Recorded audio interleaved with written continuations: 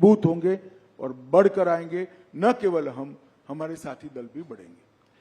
Waste Bengal की बात मैं थोड़ा सा करना चाहता हूं। वहां संदेशखाली के बाद आपकी स्थिति पिछली बार 18 सीटें आई थी और लोग मान नहीं रहे थे कि आपने मुझसे इंटरव्यू में कहा था कि बहुत अच्छी स्थिति है। हम लोग सोच रहे थे कि 18 सीट नहीं, पर आप 18 सीट लेके आए। इस बार आपको क्या लगता है, इससे बढ़ेगी और इसका क्या कारण है? मैं बॉटम का आंकड़ा भी कह देता हूं जी, क्योंकि चुनाव काफी बाकी है, वहां 7 चरण में चुनाव होना है। बॉटम का आंकड़ा हमारा 25 है। 25 से ज्यादा सीट हम निश्चित रूप से बंगाल में जीतेंगे। इस बार बंगाल में भारतीय जनता पार्टी सबसे बड़ी पार्टी बनकर उभरी। 25 सीटें, बड़ा वो है। 25 से ज्यादा। 25 से ज्यादा। तो ये कैसे होगा? ये आपका जो साउथ ईस्ट बंगाल में जो है आप काफी वीक हैं। पिछली बार आपको शायद सिर्फ 2 ही सीट मिली थी वहां 18 सीटों पे। वो एरिया जो है वो आपके लिए बहुत अहम है, कोलकाता, हुगली, 24 परगना, हावड़ा। तो वहां पे कैसे करेंगे ये? वहां पे आपका संगठन भी उतना शायद स्ट्रांग नहीं है। देखिए, 2017 से भारतीय जनता पार्टी ने लगातार पश्चिम बंगाल में संगठन का भी विस्तार किया है और चुनावी सफलता के आंकड़ों में भी विस्तार किया है। 2017 से लगातार हम बढ़ते ही जा रहे हैं। विगत विधानसभा चुनाव की मैं बात करूं, हम 2 लोग थे, 77 हो गए। बहुत बड़ी जंप है। Congress 0, communist party 0। आज prime opposition Bharatiya Janata party वहां बनी हुई है। हमारी 2 लोकसभा की सीटें थी, 14 में, 19 में 18 हुई और इस बार हम 25 से काफी आगे निकलेंगे, ये मेरा विश्वास है। बंगाल की जनता एक करोड़ों रुपया जो पकड़ा गया है, इसमें ईडी पर सवाल नहीं उठाती है, ममता जी पर सवाल उठाती है कि रुपया कहां से आता है, रुपया किसका है। ये रुपया बंगाल की गरीब जनता का रुपया है भैया। वहां पर मोदी जी की योजनाएं नीचे नहीं पहुंच रही है। डर है उनको कि इस योजना से मोदी जी लोकप्रिय हो जाएंगे।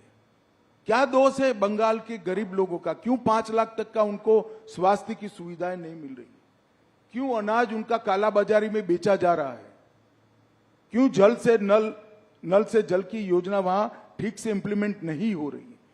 क्यों अब तक सीए से इनको महरूम रखा गया? केवल और केवल वोट बैंक की पॉलिटिक्स के कारण, भ्रष्टाचार के कारण। भ्रष्टाचार उनका उजागर हो चुका है। बंगाल की जनता के सामने ममता जी एक्सपोज हो चुकी है।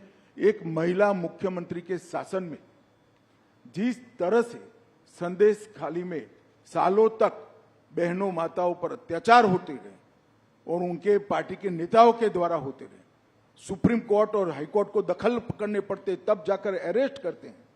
शर्म।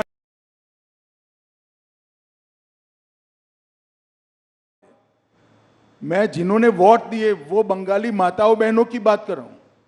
उन पर आपके पार्टी के नेता अत्याचार करे, आप उनको अरेस्ट नहीं कर रहे हो और हाईकोर्ट ने ऑर्डर करने पड़ते हैं। जी। बंगाल की जनता ये सब जानती है। मेरा तो बंगाल की माताओं बहनों से करबद्ध निवेदन है कि इस बार शक्ति का परिचय राहुल के साथ साथ ममता जी को भी करा दो। इस बार मोदी जी कश्मीर काफी दिनों बाद गए। आर्टिकल 370 अपील होने के बाद उनकी बहुत बड़ी सभा हुई वहां पे। क्या आप लोगों को उम्मीद है कि वहां चुनाव में आप लोग अच्छा करेंगे? कश्मीर वैली में कोई अकाउंट खुलेगा?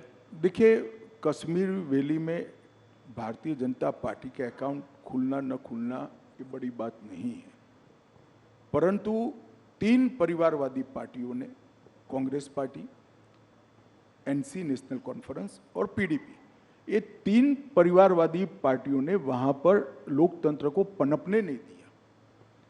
आजादी से अब तक वहां पंचायत चुनाव नहीं हुए। पहली बार हमने 30,000 पंच सरपंच को चुनाव कराया। तहसील पंचायत बनी, जिला पंचायत बनी। पहले वो 3 पार्टी जिसका चिट फाड़ते थे वही नेता होते थे। मैं घाटी के मुसलमान भाइयों बहनों को कहने आया हूं कि आप कृपया अगर चाहते हैं कि जमहूरियत पाताल से नीचे तक चली जाए, लोकतंत्र पाताल से नीचे चली जाए, इसके मूल पाताल से नीचे जाना है, तो ये 3 परिवारवादी पार्टियों को साफ कर दो। जिसको वोट देना है ना इसको दो, परंतु कश्मीर में तभी जाकर लोकतंत्र आ रहा है। ये 370 का हवा बनाए थे भारतीय जनता पार्टी की सरकार ने, मोदी जी ने 370 को समाप्त कर दिया।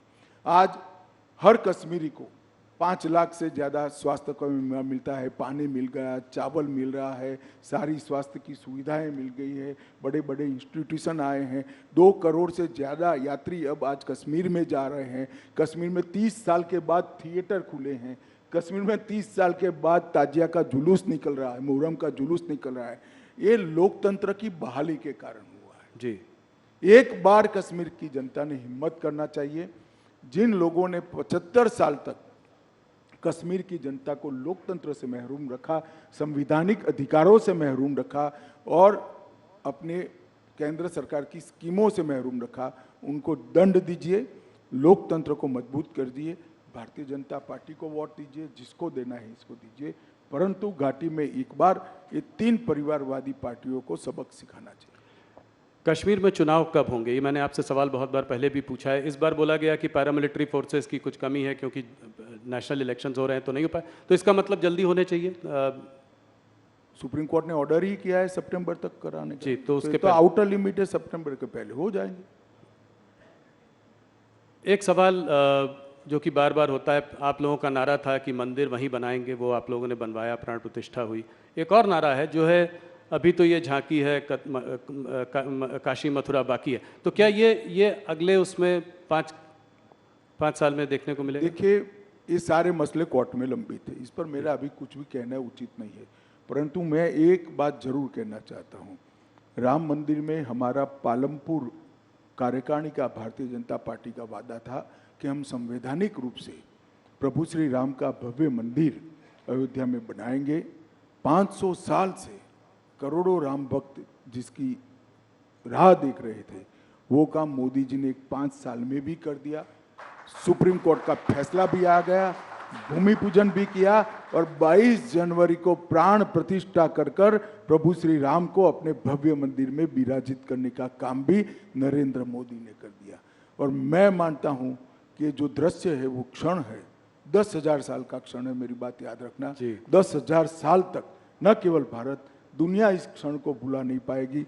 और ये बहुत बड़ा लोकतंत्र का उदाहरण है, क्योंकि भारत में हिंदू मेजोरिटी में होने के बावजूद भी 75 साल तक हमने राह देखी कि हमें कोर्ट ऑर्डर करे, उसके बाद ही हम मंदिर बनाएंगे। और पूर्ण तरह संवैधानिक रूप से कोर्ट के ऑर्डर से मंदिर बनाया। दुनिया में ऐसे उदाहरण बहुत कम मिलते हैं जो भारत ने दिया है, और उसका मोदी जी के समय में होना, भाजपा के समय में होना, हम सबका सौभाग्य हम मानते हैं। जी, बस कुछ सवाल, 2-3 सवाल और आपको मैं उत्तर प्रदेश के बारे में सवाल पूछे बिना नहीं जाने दे सकता।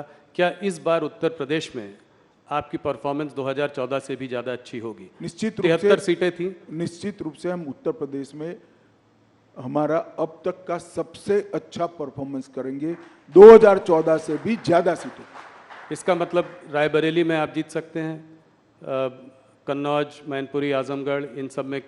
सीटों के नाम पे न पड़िए। पूरी उत्तर प्रदेश की जनता परिवारवाद से त्रस्त है। इस बार परिवारवादी पार्टियों को जनता सबक सिखाएगी, ऐसा मुझे भरोसा है। आपसे हर बार जब इंटरव्यू करते हैं तमाम सवाल पूछते हैं, देश भर की बातें होती हैं। गृह मंत्रालय